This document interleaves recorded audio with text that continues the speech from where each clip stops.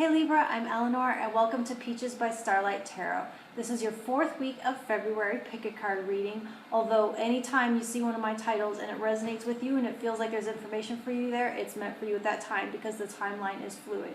If nothing seems to be resonating, I do offer private readings. It's normal for things to not always hit on what's going on with you because they're general and so they're meant for a lot of people. And so if you go to my Etsy page and order an email reading, we can dive more into what's specifically going on in your situation. If at any time during the reading you do hear something that is going to help you and serve you on your path, hit that like button and let me know. And if you hear something that's going to help someone out close to you, please share the information with them as well. I have readings coming out every week plus a monthly, so if you want to subscribe and keep up with that, that'd be super awesome.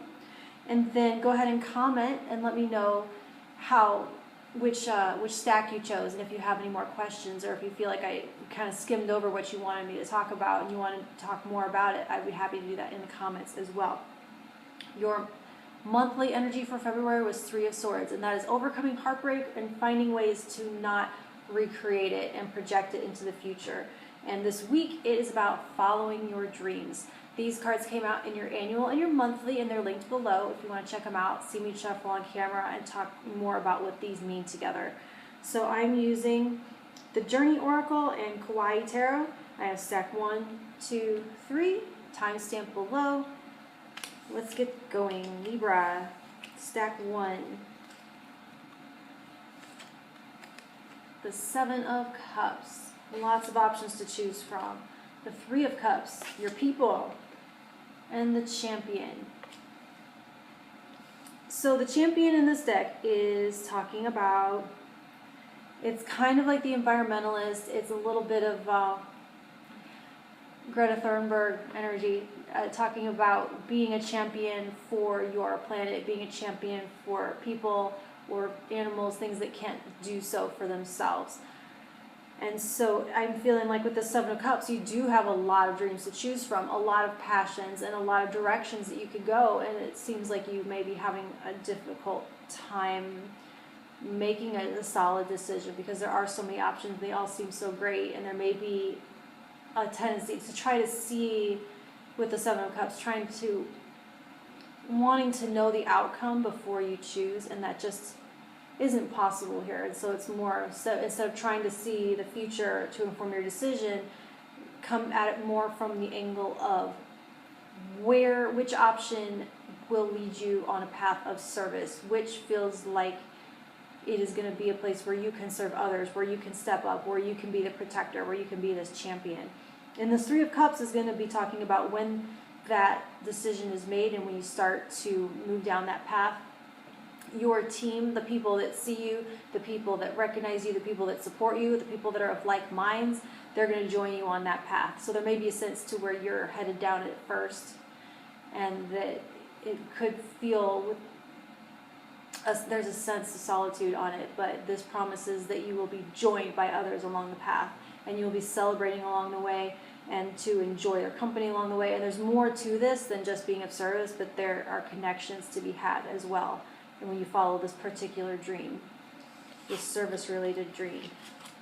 And, you know, it gets you, I feel like this came up in another reading. I don't know if it was last week for y'all or if it was someone else that had the 3 of Swords, but service like this gets you outside of yourself.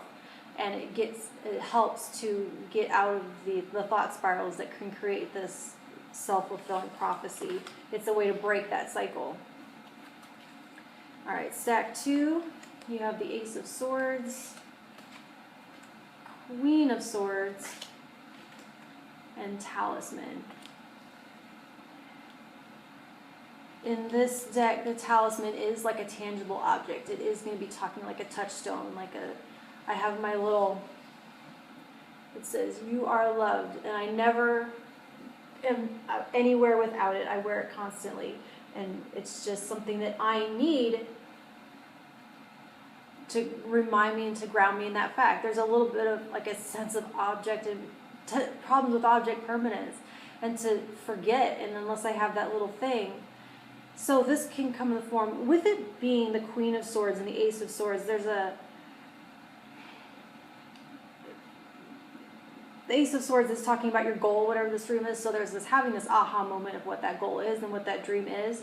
But because it seems like it's so distant in the future, the Ace of Swords being the beginning of a process, there's a long way to go towards completion. And so I feel like you are going to need this talisman, this touchstone along the way. And it's going to be something verbal. So I feel like it's a phrase, a mantra, something that, like a tattoo, you can have it tattooed, or like a word pebble. But it's something that represents you as this Queen of Swords, as this database of symbolism. So to mine or to access your database of symbolism and meaning and what words you need to hear, like the perfect incantation that keeps you on path towards this goal, is something that you are going to have to, that will help you and serve you and give you that little boost that you need along the path. That's one of the most specific ones I've ever had doing this. Okay, stack 3, Page of Wands reverse, King of Wands reverse, and Instinct. So I'm seeing, like, with these two ladies here, there is a sense of, since we're following our dreams, there's this, I feel like there's two to choose from almost. And they might, there's a call here to go beyond the surface appeal. And so I feel like what the tendency they're wanting to guard you against and to kind of steer you away from is going to be to choose the thing that your ego is the most secure in. That thing that you're already an expert in, the thing that you're like, well, I'm already good at this, I'm already awesome at this, so it must be what I'm meant to do, and I can follow that dream because it feels like it's going to have fewer challenges almost. Like, I'm already halfway there, so I might as well just go there because it's the path of least resistance.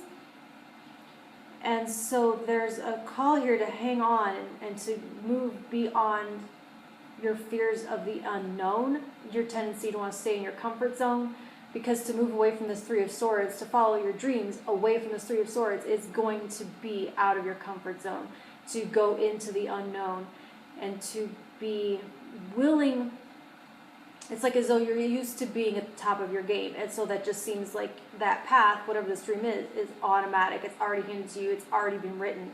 And I'm feeling here like there is something different. And they're asking you to challenge yourself to being the one in the room who knows the least, to go be able to surrender your ego enough to try something totally new and different that you aren't already halfway down the path of. Yeah, to be the one in the room who knows the least. That is your assignment. All right, Libra, talk to you in a week. Thank you.